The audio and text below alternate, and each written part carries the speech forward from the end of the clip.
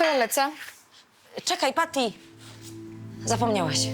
O, dzięki, mamo. Pa, córeczko. A, Dobrego dnia.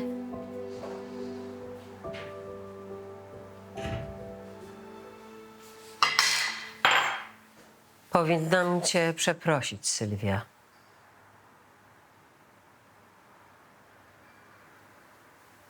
Nie rozmawiałyśmy przez te wszystkie lata. Nie odwiedzałam cię. Byłaś zupełnie sama. Też jestem matką i nie traktowałam cię dobrze.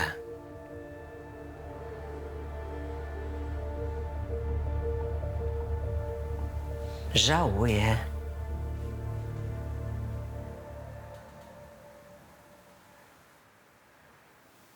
Tak, to prawda. Dużo przez ciebie wycierpiałam. Ale to już nie ma znaczenia. Nie chcę o tym pamiętać. Teraz najważniejsze jest, że mogę być tu z Patrycją.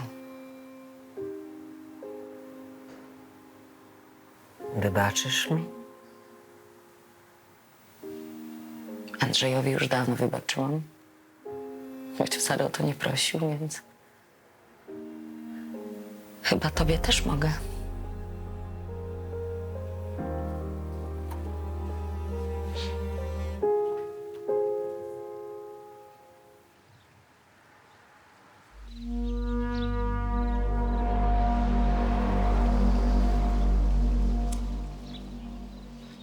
co? Komisarza do pożaru wezwali? O kurwa. Cała rodzina zginęła?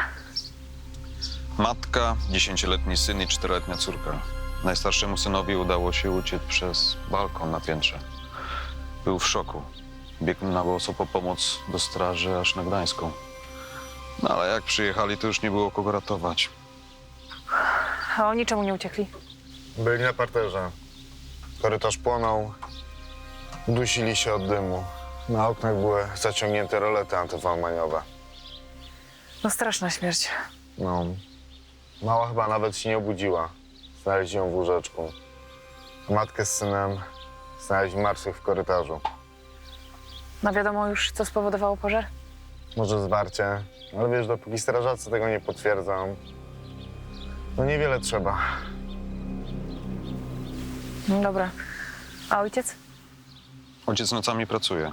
Rozmawiałeś już z nim? Jeszcze nie. Jak dojechałem, to pojechał odebrać syna z pogotowia.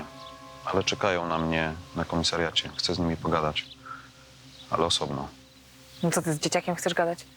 No, wezwałem już psychologa. Jadę. No dobra, to ja tu zrobię rozpytanie. Dzięki. Spoko. Od tego jestem.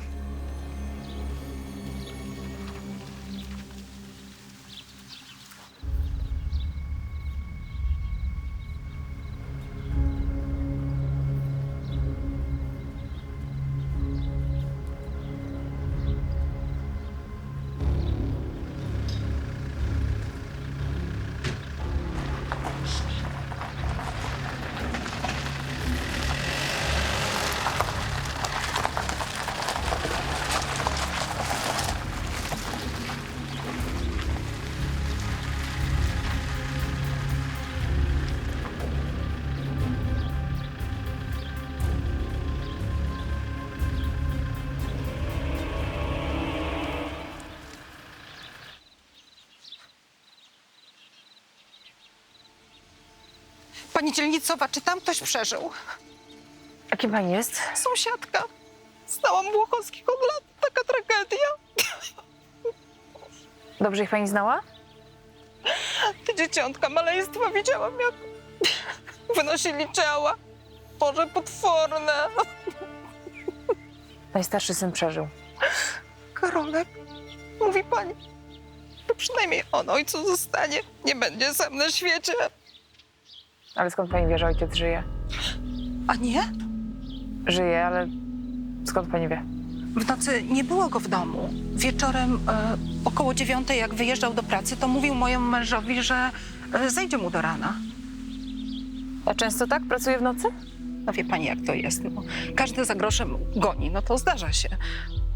A Marek miał w domu 3 drobiazgów, żonę niepracującą, no to chorował jak wół. A czym się zajmuje? Stolarką. Ma warsztat i dużo zleceń, bo on jest bardzo pracowity i słowny. Jak miał termin na dziś, to nocą pracował, bo oni w tym zborze to mają wiele uroczystości. Zboże. To znaczy, że są ewangelikami, tak? To są bardzo pobożni ludzie, ale nawet nie ewangelicy, tylko są jacyś... Zielonoświątkowcy? O, właśnie, to jest bardzo dobra wiara. Oni się tam spotykają, pomagają sobie. Ja nieraz słyszałam, jak tu w domu Błochowskich, to oni śpiewali pieśni, chwalili Pana, no. Ale teraz to już nie pośpiewają, bo jak tu chwalić po czymś takim? Ja mam takie myśli, że ja się boję głośno powiedzieć. No ale powinna pani. Wie pani, pani Agnieszka to nie była całkiem szczęśliwa. No wie pani, siedziała cały czas w domu sama z dziećmi. Nie no, kochała je, ale podobno miała depresję. Leczyła się? Chodziła do doktora Gromnego, do psychiatra. Powiedziała mi to w największej tajemnicy, ale w tej sytuacji... No wie pani, tyle się słyszy o tych rozszerzonych samobójstwach. No ludzie nie dają rady. A jeśli ona to zrobiła, to ja sobie nigdy nie wybaczę, że jej w porę nie pomogłam. Spokojnie.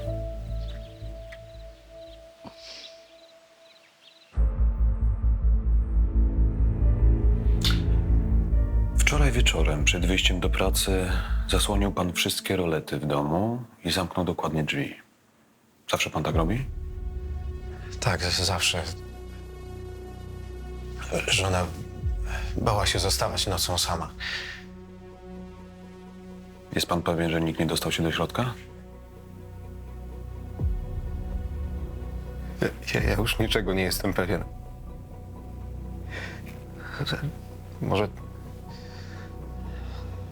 Może to było przez zwarcie instalacji. Ja sobie nigdy nie wybaczę, że jej nie wymieniłem. Co, nie była w dobrym stanie? Od lat. Ciągle brakowało czasu, pieniędzy. Przy 3 dzieci ciężko cokolwiek odłożyć.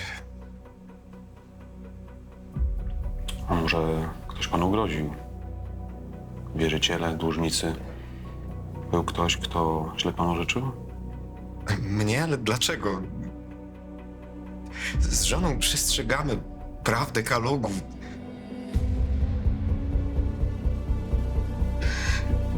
Nieśliśmy ludziom Słowo Boże. Nasz Kościół nakazuje ewangelizację.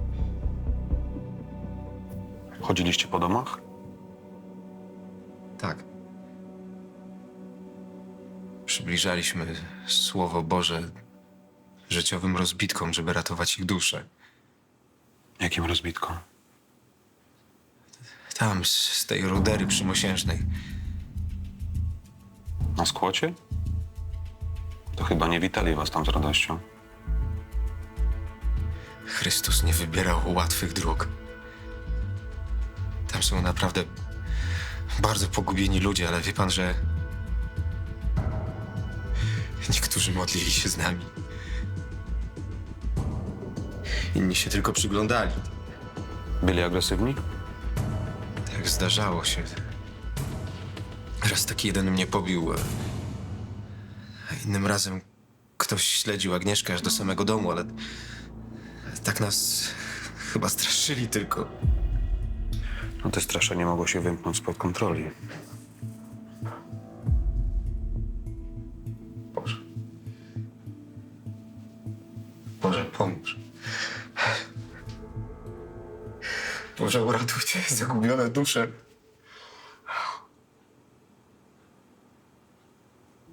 Panie, nie wódź ich na zatracenie. Panie, zbaw ich. Zboli ode złego, panie. Moja żona... Moja żona, moje dzieci, oni są już z nim. Ja chcę wierzyć, że...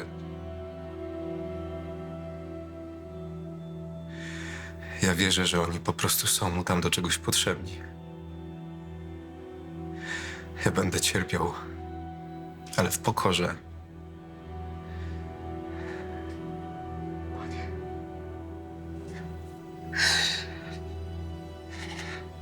Boże. Włochowski nie wspominał, że jego żona leczyła się na depresję. No mógł nie wiedzieć. Podobno trzymała to w najgłębszej tajemnicy. Wiesz, pewnie się wstydziła swojej niedoskonałości, nie? Masz nazwisko psychiatry? Mam. Doktor Gromny. Namierzę go. Ale najpierw sprawdź tam na miejscu, czy gdzieś są prywatne kamery. Miejskiego monitoringu oczywiście brak.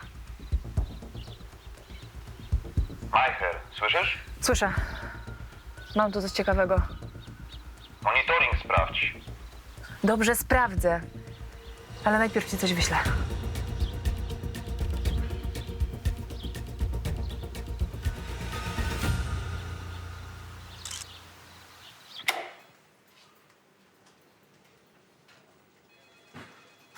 Z jednośladem nie wolno.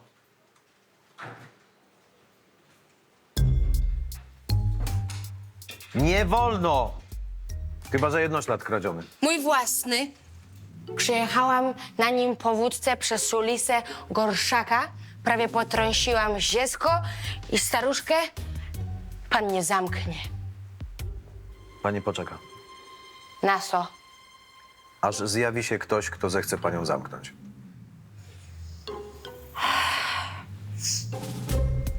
Długo to potrwa? Tyle, ile będzie trzeba. Ale ja zaraz wytrzeźwieję albo już wytrzeźwiałam. No to sukces. Jest pani wolna. Ja nie mogę być wolna. Ja muszę dmuchnąć w balonik, a pan musi mi go udostępnić. Muszę. Proszę.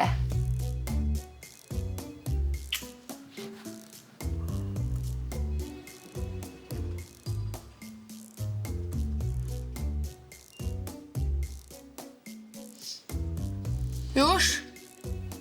Czekamy. Dobrze.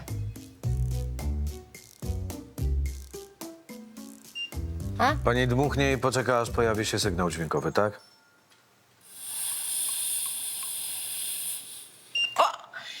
Już? 0,19. Za taki wynik to należy się mandat co najwyżej. A ja przyszłam siedzieć. Na próżno.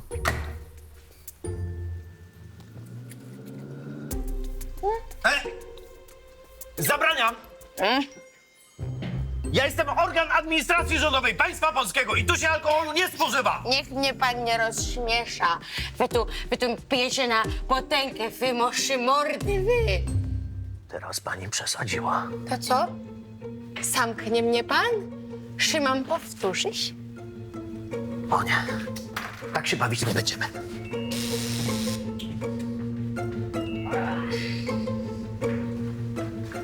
Ojej, już, spokojnie. Spokojnie. Proszę bardzo. Tak jest.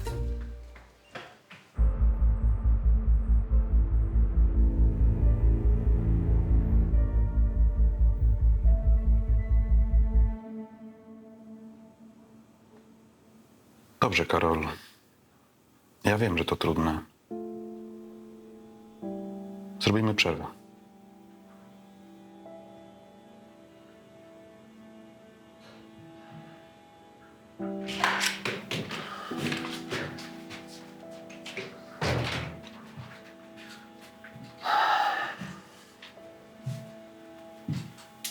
Nic z tego. A czego się spodziewałeś? Chłopak jest w szoku. Dopiero co stracił matkę i rodzeństwo. Wiem, ale myślałem, że może jednak coś skojarzy. Daj mu spokój. Strażacy właśnie skończyli oględziny domu Błochowskich.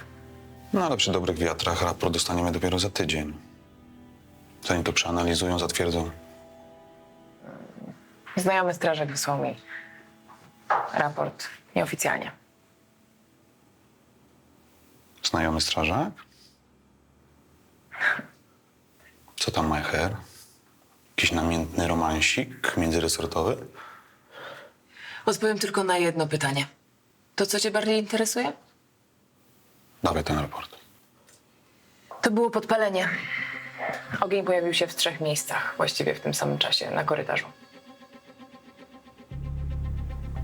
No to sprawdzamy hipotezę rozszerzonego samobójstwa. W ten sposób? Nie sądzę. Namierzyłaś psychiatrę Bochowskiej? Dzwoniłam do niego, ale nie odbiera. To dzwoń do skutku. Może jeszcze dziś zakończymy sprawę. No dobra. Daj mu spokój, co? Niech go ojciec zabierze.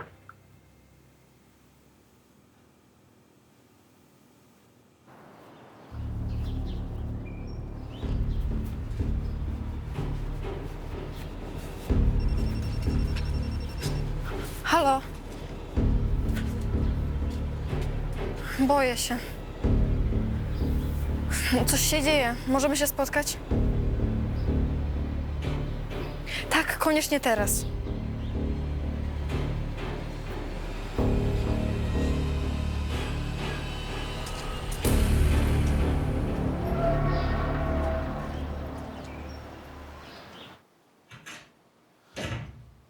Laila? To ty? Słuchaj, ludzie chcą się spotkać w związku z tym, co się tutaj wczoraj stało. Beze mnie. Znasz zasady. To była kurewsko chora akcja. Co ty odpierdalasz? Zmywam się stąd. A co, teraz? Tak, teraz. Bo? Gówno. A może byś mnie oświeciła? Nie mogę. Laila, jeśli potrzebujesz pomocy, my to zorganizujemy. Odpierdolcie się ode mnie wszyscy. Laila! Tak będzie lepiej dla wszystkich. Laila! Laila!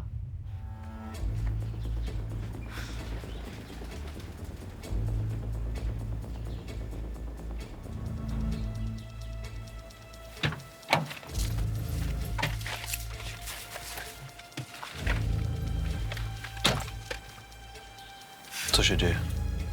Od kilku dni ktoś mnie obserwuje. To na pewno Street Edek. Chce zabić mnie i babcię. Jego tutaj nie ma, Patrycja. Gdyby był... Wiem, co mówię. Nie możecie nas tak zostawić. No przecież was chronimy. Ta ochrona jest gówno warta. Nie ochroniliście wujka i tacy. On dokończy to, co zaczął. Bo nad niczym nie panujecie. Robi z wami, co chce. Jesteście beznadziejni. Nie panikuj.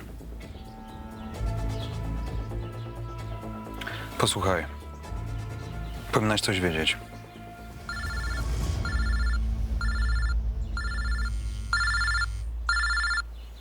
Sorry. Muszę odebrać. Co tam, Majcher?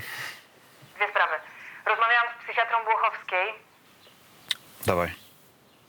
Prześledził historię jej choroby i twierdzi, że nawet w najgorszym czasie ona nie miała myśli samobójczych, a tym bardziej nie przejawiała agresji wobec dzieci.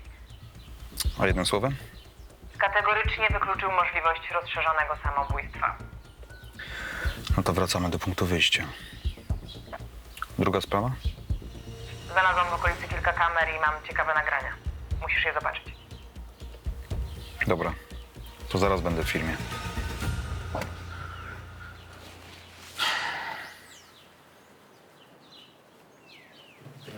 Odwiozę cię do domu. Ale nigdzie nie wychodźcie same z babcią na krok. Czyli miałam rację.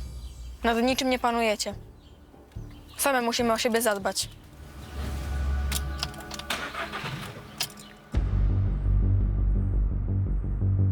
Kamera jest na sklepie, kawałek od domu Błochowskich, ale tutaj jest główna droga, która do nich prowadzi. I zobacz.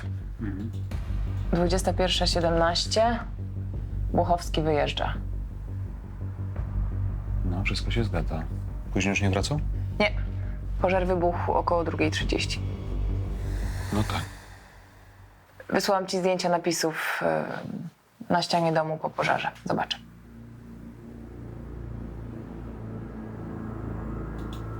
No, widziałem. Ogień ewolucji, Bóg umarł. I symbol anarchii. No ale takie bazgroły to są na co drugim murku. No ale do brzegu. Słuchaj, Błochowscy ewangelizowali na skłotach. Tam się roi od anarchistów. I co? Sądzisz, że kogoś tak uraziło Słowo Boże, że postanowił włamać im się na chatę i spalić ich żywcem? Niewykluczone. Zobacz to. To się nagrało mniej więcej w czasie pożaru. Oni wyglądały, jakby mieszkali na skłocie.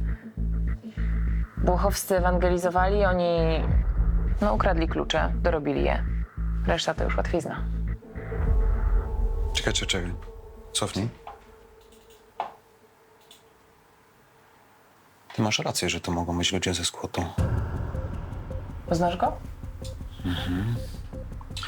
Konrad Myśliwski, ksywa Rainer. Radykalny członek Antify.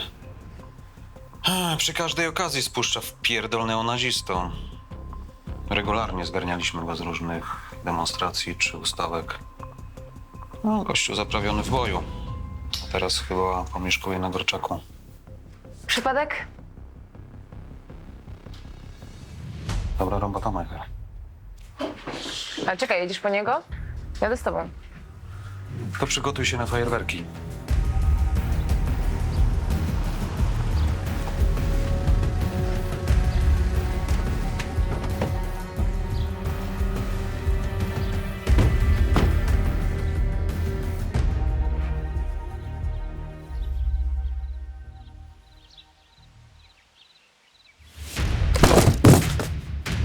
Stój, policja!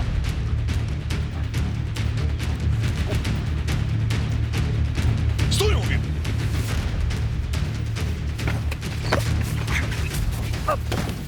Na kolana! Łapy! Co jest? Jajco! Łapy do góry! Za co? Ciebie, Rainer, to za całokształt. Ale dzisiaj to konkretnie za ogień rewolucji. Za co? Czy nic nie zrobiłem? Ta? Dlatego koledzy przygotowali nam takie przywitanie? To rutyna, Paweł, nie ma tu wstępu. No, dzisiaj się to skończy. Przetrzepiemy centrum dowodzenia anarchii centymetr po centymetrze. Biorę obywatela na komisariat. Poczekaj na ekipę. Dobra. Zapraszam państwa do środka.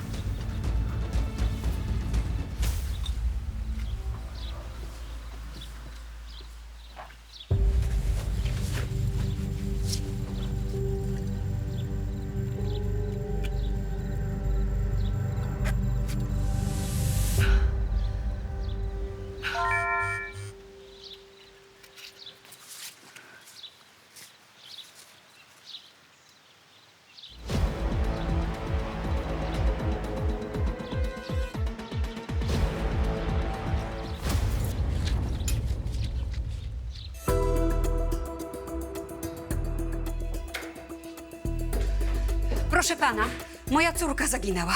Amanda Konieczna, 22 lata. Szukajcie jej, błagam.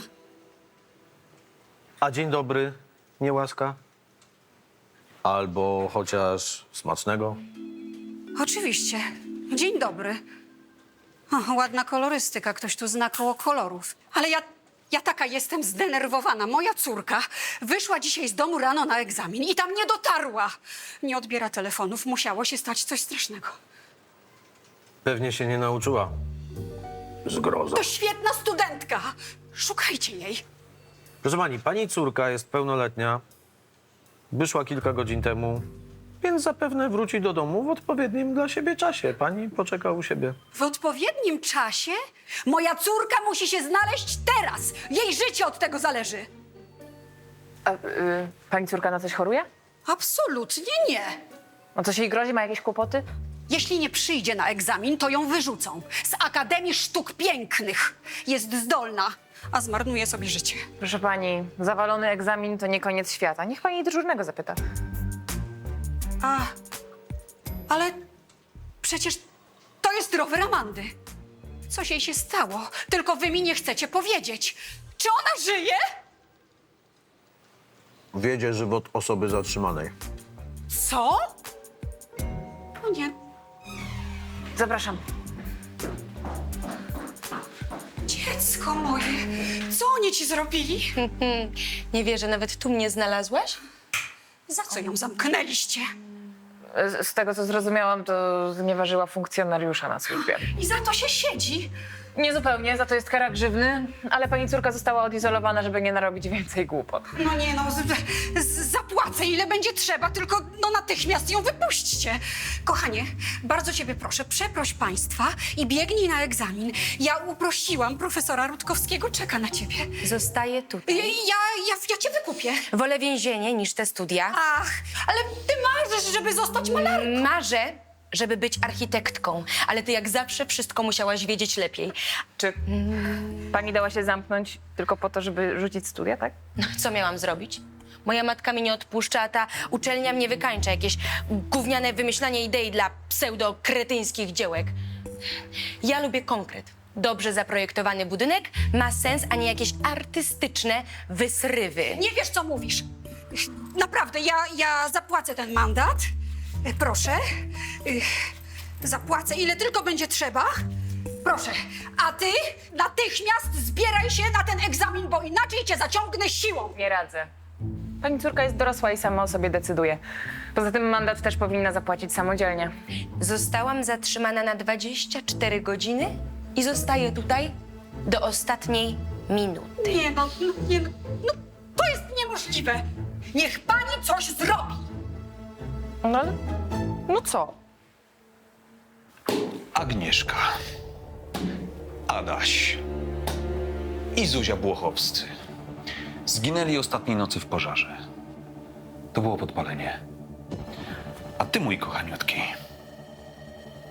kręciłeś się w okolicach ich domu. O tej samej porze. Ja pierdolę. Może i kręciłem się. Łaziłem wczoraj w nocy, ale nic mi o tym nie wiadomo. Byłeś tam i udowodnię ci, że wlazłeś do nich na chatę i podłożyłeś ogień. Bóg umarł? Ogień rewolucji ci się uroił? Zjebie jeden? Nie mam z tym nic wspólnego. Takie napisy to gówniażerka zostawia na murach. Poza tym, kto normalny podpisuje się na miejscu zbrodni? Nie wiem, może to był taki manifest? Manifest, sryfest. Czy ja mam 15 lat, żeby się w manifesty bawić? Nigdy w życiu nie spaliłbym kobiety z dziećmi. Nie zabijam i nie krzywdzę dla idei.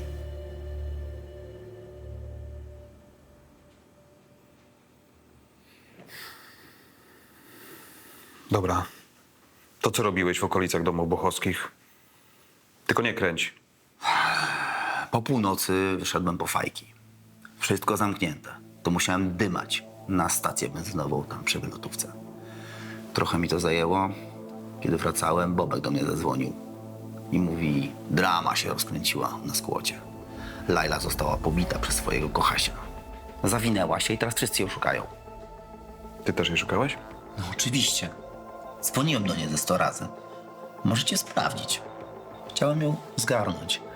Wreszcie odebrała i mówi, że musi porozmawiać z Markiem. Koleś jej napierdolił, a ona chce z nim coś jeszcze wyjaśniać. Kumasz? Jakim Markiem? Ewangelistą, kurwa. Błochowskim? Oni się uchali. Co? Zaskoczony? Od początku był chory związek. Schodzili się, rozchodzili. Raz po takiej akcji nawet mu najebałem. To obiecał, że więcej jej nie tknie. No i tyle wyszło z obietnic. Gdzie ona jest? Też chciałbym to wiedzieć. Kilka godzin temu zabrała swoje manele i wyleciała. Wyłączyła telefon. Jak się nazywa? Kolego, nie legitymuję swoich przyjaciół. Czekaj tu.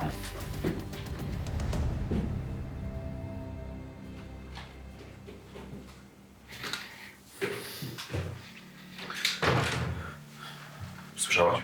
Tak. Szukamy dziewczyny z nagrania.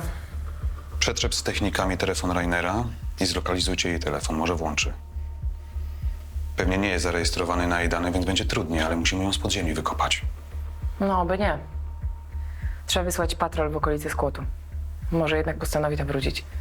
Dobra, załatw to.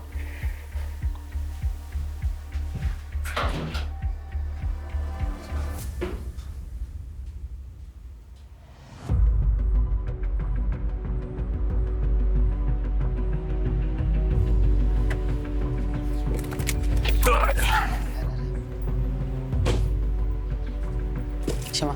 Hej, Potoczny się kontaktował?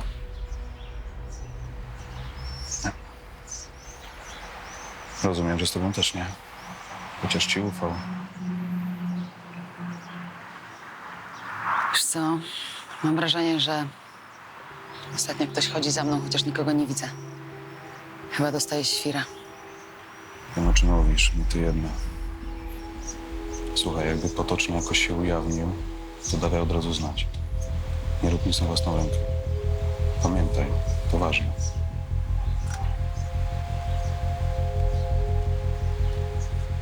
Cześć. Jadę pod dom Błochowskich. Sąsiadka mówiła, że ktoś się tam kręcił. To czekaj, Majcher, jadę z tobą. Ale siedzisz z tyłu. Ta.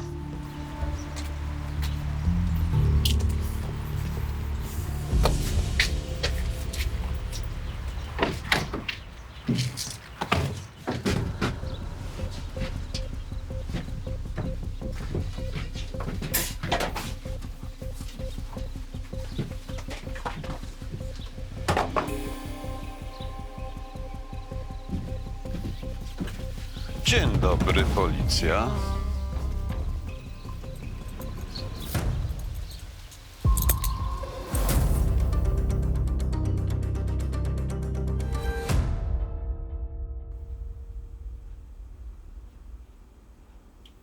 Przyszłaś do ogrodu Błochowskich po telefon. Skąd wiedziałaś, że tam jest? Marek go tam zawsze chowa. Dlaczego? No, żeby żona nie wiedziała, że ma 2. I z tego drugiego dzwonił do ciebie, gdy miał ochotę na pozamałżeński numerek, tak? Do mnie, do innych, do wierzycieli.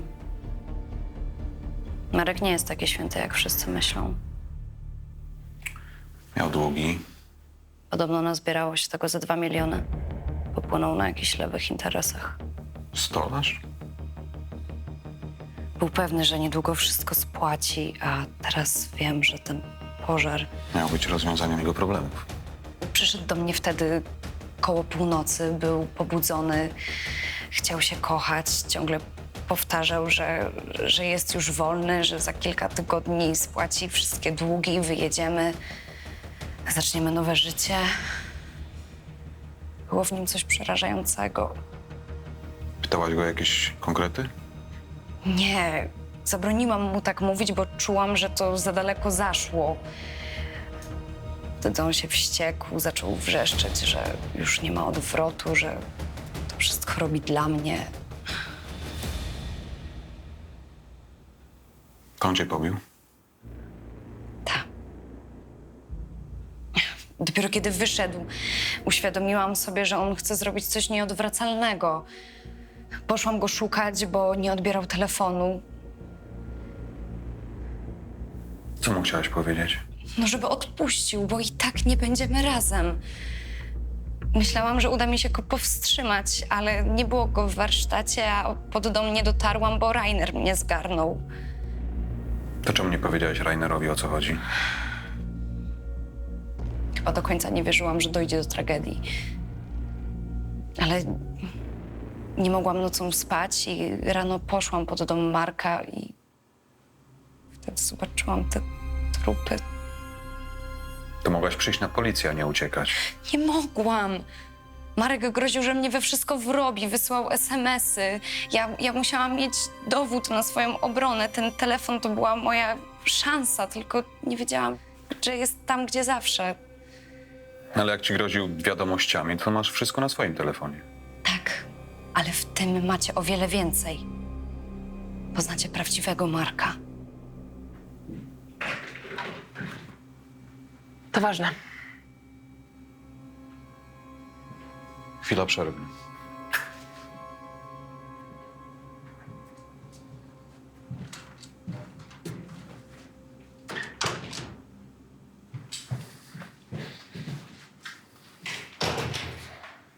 Jakieś 3 tygodnie temu Błochowski wysoko ubezpieczył dom. Od pożaru. Dokładnie. Na 2 miliony. Niezupełnie. Ale wykupił też polisy na życie, żonie i dzieciom. Zabraknie mu 100 000. Najstarszy syn żyje. Musimy jak najszybciej dorwać tego sukinsyna.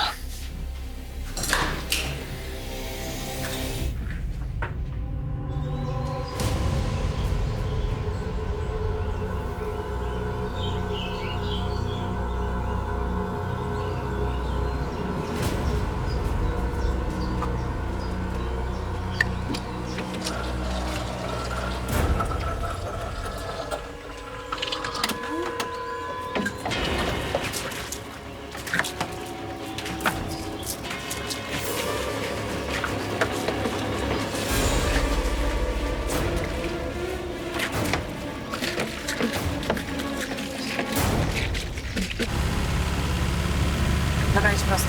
Na pewno? Tak, mam współrzędny, jedź. 00 do 08. Co z tym wsparciem? Nie mam nikogo ósemka. Jakbyście poczekali z godzinę, to... Kurwa, mać mordercy sobie powiedz, żeby poczekał z godzinę. Zabawny w chuj. Dobra, sami sobie poradzimy. Bez odbioru. Zwykle. Jedź szybciej, co? Ten gnój za długo już stoi w jednym miejscu. Żeby nie było za późno dla tego chłopaka.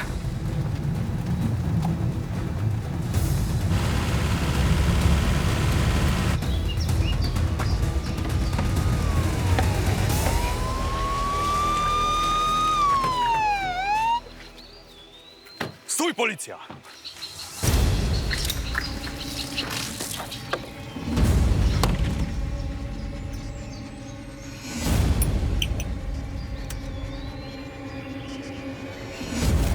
Nie rób tego, to nie ma sensu. Idź stąd. Miej ufność w Bogu. To nie Bóg chce zabić twojego syna, tylko ty. Świrze. Wystawił Bóg Abrahama na próbę i rzekł: weź syna swego jedynego, którego miłujesz, Izaaka. Idź do kraju Moria i tam złóż go w ofierze całopalnej. Nie dostaniesz pieniędzy z ubezpieczenia. Bóg decyduje! Raczej prokurator. Nie spłacisz długów, nie wyjedziesz z kochanką. To koniec. Spędzisz resztę życia w pierdlu za zamordowanie żony i dzieci. Nie, to nie ja ich zabiłem, to szatan to zrobił, nie ja! Zgaś tą zapalniczkę i kładź się ryjem do ziemi. Albo już! Dla mnie życiem jest Chrystus, a śmierć jest zyskiem. Pragnę rozstać się z życiem i być z Chrystusem, bo to daleko lepiej! A! Na ziemię! Teraz to ani Bóg, ani szatan ci nie pomoże. Pochwycił smoka węża starodawnego, którym jest diabeł i szatan! I związał go na 1000 lat! Zamknij się. Będziesz wiedział, co to znaczy piekło, ale na ziemi, za kratami. Nie wymierzajcie sobie sami sprawiedliwości, ale pozostawcie ją pomście Bożej umiłowani. Nie wymierzajcie! ten ryj, kaznodziejo! Wiesz, co robią dzieciobójcom w więzieniu? Nie wiesz? To się dowiesz. 00 do 08. Przyślijcie karetkę i ekipę techniczną.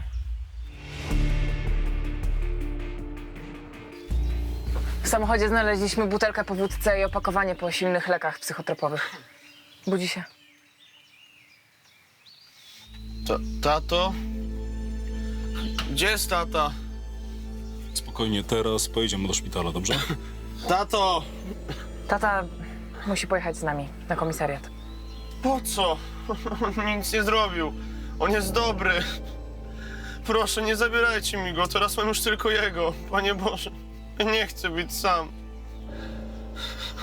Spokojnie. Wszystko będzie dobrze.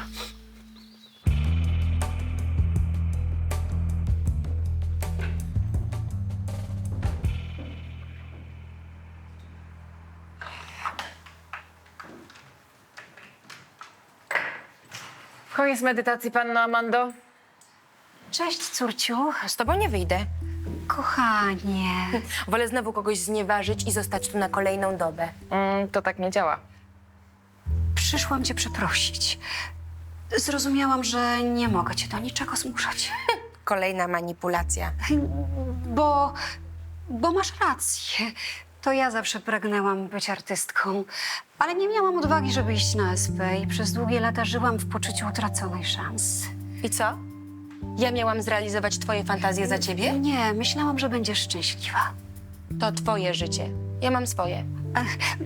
No to idź na Politechnikę. Nie potrzebuję twojego pozwolenia, mamusiu. Będziesz wspaniałą architektką, czuję to. Serio tak mówisz? Czy tylko tak na pokaz przed panią sierżant? Serio. A do tego też nie chcę, żebyś jeździła pijana na rowerze po Gorczaku. Licho nie śpi. Czyli co? Odpuszczasz? Przysięgnij. Słowo harcerza. No to przynajmniej mam świadka. Ale jedno nie wyklucza drugiego. Możesz projektować domy, a do tego pięknie malować. Ja przepraszam, ale gdzie jest mój rower i najbliższy monopolowy? Ale ja nic nie mówiłam. Ja nic nie mówiłam. Wychodzimy.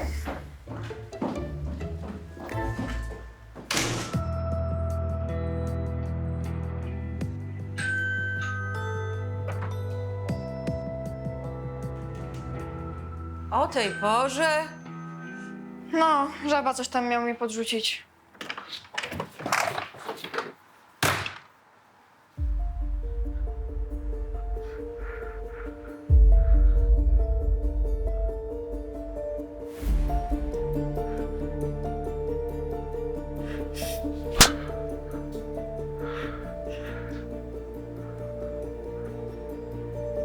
Patrycja. Nie chcę cię znać, słyszysz? Nie chcę cię więcej widzieć.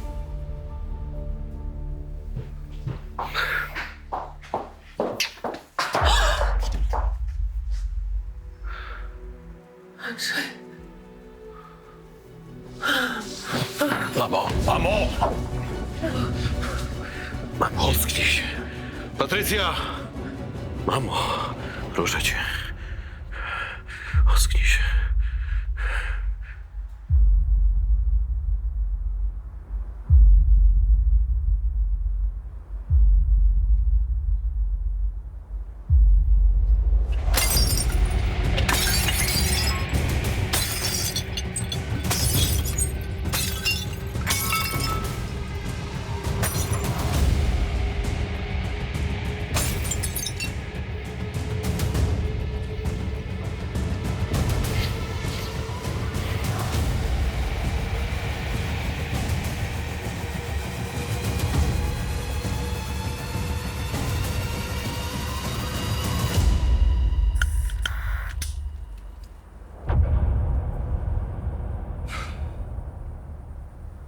No.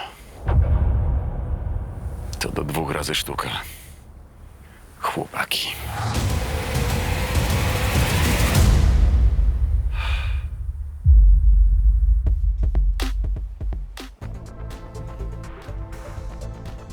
Policja. Właśnie szedłem na komisariat. Co się stało? Moja córka chyba zaginęła. Stój, bo strzelam! Wysłać ci na emeryturę? Jesteś tam, kurwa? Co jej zrobiłeś, co? Świat był i zawsze jest zjebany. Oj, oj, oj.